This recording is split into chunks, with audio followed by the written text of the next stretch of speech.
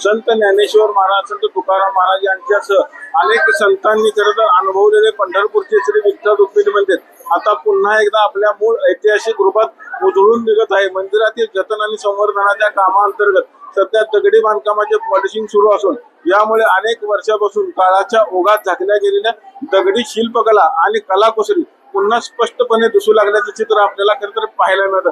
आपण आता बघू शकतो की मंदिराच्या बाह्य आणि अंतर्गत भागातील जुन्या दगडांची विशेष पद्धतीने स्वच्छता आणि पॉलिशिंग केली जात आहे. यामुळे दगडांचा रंग असेल त्याचबरोबर त्यावर असेल नक्षीकाम पुन्हा उजळून दिसत आहे. मंदिराच्या भिंती असतील, खांब असतील आणि कमानीवरील अनेक ऐतिहासिक शिल्पे यापूर्वी धूळ खात पडली होती आणि त्याचबरोबर खरं तर साचलेले रंगांचे थर होते, यामुळे अस्पष्ट झाली होती. मात्र संवर्धनाच्या कामामुळे ही कलाकुसर पुन्हा उजेडात आली असून भाविकांनाही मंदिराचे पुरातन वैभव खरं तर आता अनुभवता येणार आहे.